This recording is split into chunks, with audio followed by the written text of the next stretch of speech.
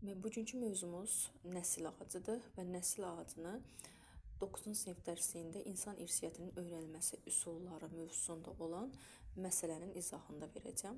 Demək, məsələnin həll edin. Nə yazıb məsələdə bir dənə tanış olaq. Ailənin irsiyyətində saçın bir hissəsinin ağ rəngli olması ağ çəng dominant əlamətinə rast gəlinir.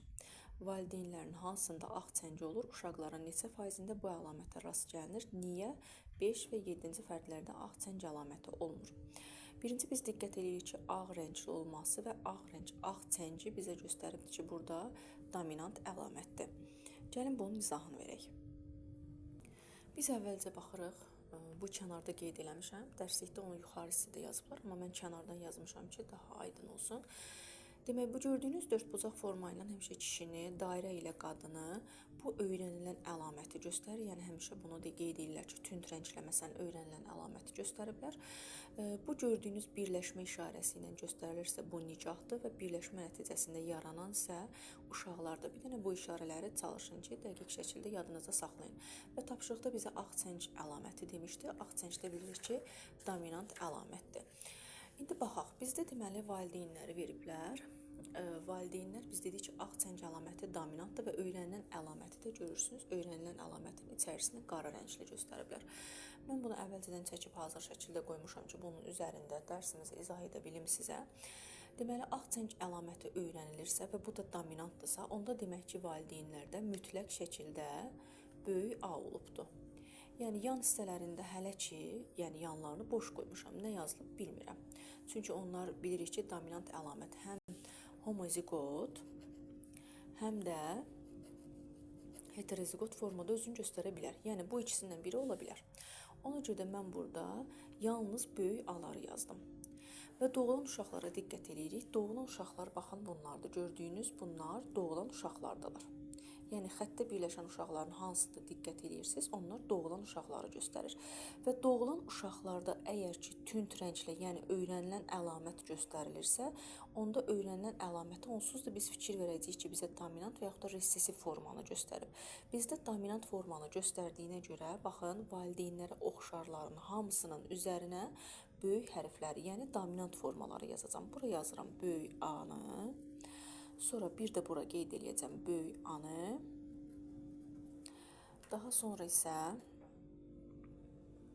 yenə də bu hissəyə böyük A yazacağam. Çünki bunlar ağ çəng əlaməti, yəni valideynlərə uyğun gələn əlamətlərdir.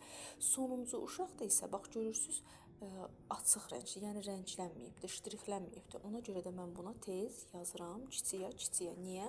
Çünki bax, mən gördüm ki, böyük A-ları göstəriblər, yəni ağ çəng əlamətini dominant əlamətdir. Bir dənə fərqlənən budur, deməli bu da resessiv forma idi. Mən resessiv formanı tapdığıma görə ki, yəni bu açıq rəngdə göstərilən isə resessiv formadır, bunu bilirəm. Ona görə də mən tez harda açıq rənglər gördüm, onları kiçik hərflərlə, yəni resessiv forma ilə işarə edirəm. Bunları tez qeyd eləyək, çünki bu bizə indi tapşırığımızda lazım olacaq. Bir də bu tərəfdən, deməli, burada valideyn böyük A-lar, kiçik A-lar daha doğrusu, bir də bu hissədə kiçik A-ları qeyd elədim. Deməli, resessiv formalarımı tapdım. İndi geriyə qaldı ştrixlənmiş formalar. Ştrixlənmiş formalardan onsuz da buradakı uşaqlara böyük A yazmışam. Yəni, çünki öyrəndiyim əlamət dominant əlamətdir. Yenə də mən aşağıda ştrixlənmiş forma gördüyümə görə, baxın, bu böyük dominant əlamət olacaq deyə bunların da üzərinə böyük A-ları qeyd edirəm. İndi baxaq, genetikadan bizə məlumdur ki, deməli, dominant əlamətlər bir-biri ilə çarpazlaşanda, yəni daha doğrusu hansı dominant əlamətlər bir-biri ilə çarpazlaşanda, baxın, bu hissəni sizə başa salmağa çalışıram. Burada deməli, baxın, 3 dənə böyük A, bir dənə də sonda kiçik A yaranıb. Yanlarını boş qoymuşam. Burada əgər kiçik A-lar üzə çıxıbdırsa və hər birində də böyük A varsa, deməli bu böyük A-ların yanında mütləq şəkildə kiçik A-lar da var imiş ki, bunlar çarpazlaşma zamanı üzə çıxıb. Baxın, çarpazlaşdıranda böyük A, böyük A, böyük A, kiçik A. Yenə keçdim bura. böyük ya, kiçik ya, böyüyü həmişə öndə yazırıq. Ona görə də birinci böyük anı dedim, kiçik ya, kiçik ya. Deməli, valideynlərin forması necə imiş? Daha doğrusu valideynlərin genotipi necə imiş? Böyük ya, kiçik ya imiş. Valideynlərimin genotipini tapdım. İndi doğulan uşaqları tapmalıyam. Doğulan uşaqlardan birincisi, baxın, dedik ki, dairə ilə göstərilən qadındır. Dörd bucaqla göstərilirsə kişilərdir. Deməli, bu qız, yəni bu ailəyə məxsus olan, bu ağçəng əlamətlə malik olan qız, resessiv əlamətli oğlanla ailə qurubdur. Və bunların ailəsindən 2 dənə resessiv, 2 dənə dominant əlamətə malik uşaqlar doğulub. Burada deməli, uşaqlar necədir? Yarı-yarıya. 50% 50% deməkdir. Biz də bilirik ki, hansı çarpazlaşma zamanı, daha doğrusu yəni bu dominant əlamətin hansı heterozigot yoxsa homozigot forması, hansı forması resessiv forma ilə çarpazlaşanda nəsildə 50-50-yə uşaqlar doğulurdu. Yəni 50% dominant, 50% resessiv olurdu. Bilirəm ki, əgər mən resessiv formanı istəyirəmsə, mütləq valideyn formada resessiv olmalıdır ki, bunlar birləşəndə üzə çıxsınlar. Baxın, burada da böyük ya, kiçik ya, kiçik ya, kiçik ya. 50-50-yə aldım. Burada da 4 dənə uşaq doğulubdur deyə, yenə də 50-50-yədir, fərq eləməz. Çünki uşaq sayı ola bilər ki, 2 olmasın, mən indi 2 dənə yazdım, 2 olmasın, 4 olsun, 5 olsun, 6 olsun, yəni fərqli sayda uşaqlar ola bilər. Ona görə də, deməli, valideyn burada qızın, deməli, genotipi böyük A, kiçik A imiş ki, burada yəni kiçik ya genotipinə malik kişi ilə ailə qurandan sonra, yəni oğlanla ailə qurandan sonra burada uşaqlar 50-50-yə, yəni həm atanın, həm də ananın xüsusiyyətlərini daşıyıblar. Ona görə də burada tez mən, bax, 2 ilə 4-ü göstərilən hissədə də yenə böyük ya, kiçik ya yazıram. Aha, bunları da tapdım. Bir də ən sonuncu uşaq, yəni övlad ailə qurmuşdu. Dedik ki, bayaq 4 bucaqla göstərilirsə, bu kişini nəzərdə tutubdur. Kişi də resessivdir, bu da resessivdir. Onsuz da alınan fərdlərin hamısı resessiv idi. Tapşırıqda bizdən nə istəyirdi? Deyir ki, valideynlərin hansında ağçəng olur? Baxaq görək, bizim öyrəndiyimiz nəsildə neçə dənə valideyn var. Baxın, bu nəsilləri nəzərə almıram. Bir bunu üzərindən xətt çəkdim. Bir də bunu. Niyə? Çünki bu 2 nəsil, belə deyim də, sonradan gəlmə nəsildir. Çünki bu qız başqa adamla ailə qurub, burada da bu oğlan da başqa bir qızla ailə qurub. Yəni, başqa ailədən olan bir insandan ailə qurublar.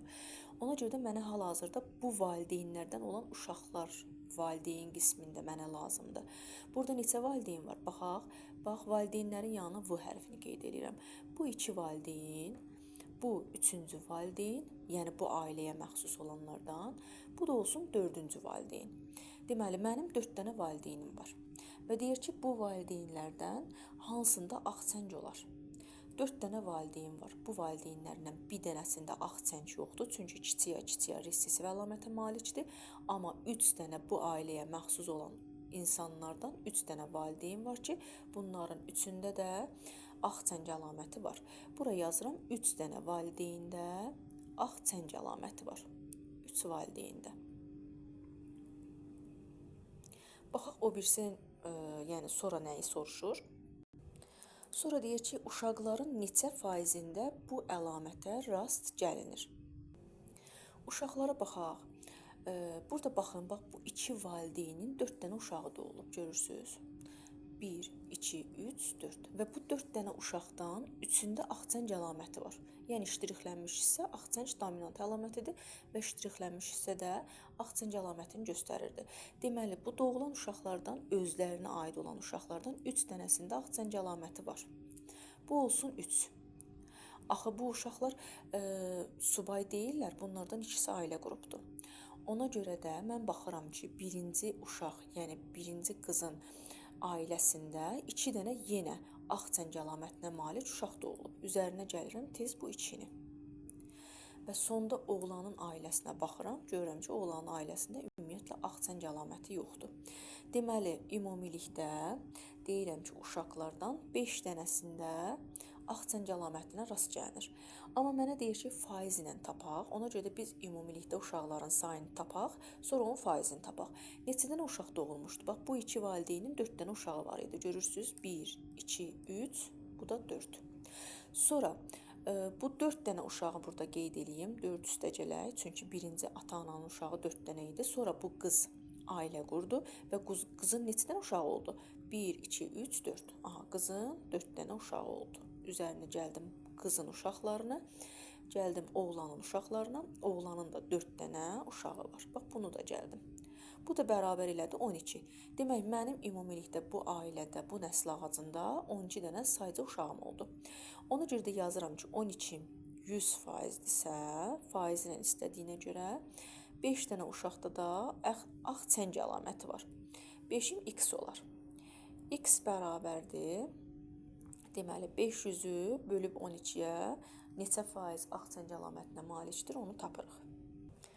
Bu da təqribi 41,6, 41% və yaxud da təqribən 42% deyə bilər ki, 42% təşkil edir. Demək, bir də sonda bizə deyir ki, niyə 5 və 7-ci fərdlərdə axçəng əlaməti olmur? 5-ci və 7-ci əlamət nədir? Baxaq, kiçik ya, kiçik ya. Bunları nəzərdə tutur, bu ikisini. Bu ikisində də axçəng olmamağının əsas səbəbi nə idi? Çünki bunlar valideyndə olan, yəni dominant əlaməti götürməyiblər. Ona görə də bunlarda resessiv forma olduğuna görə də axçəng əlaməti üzə çıxmayıbdır.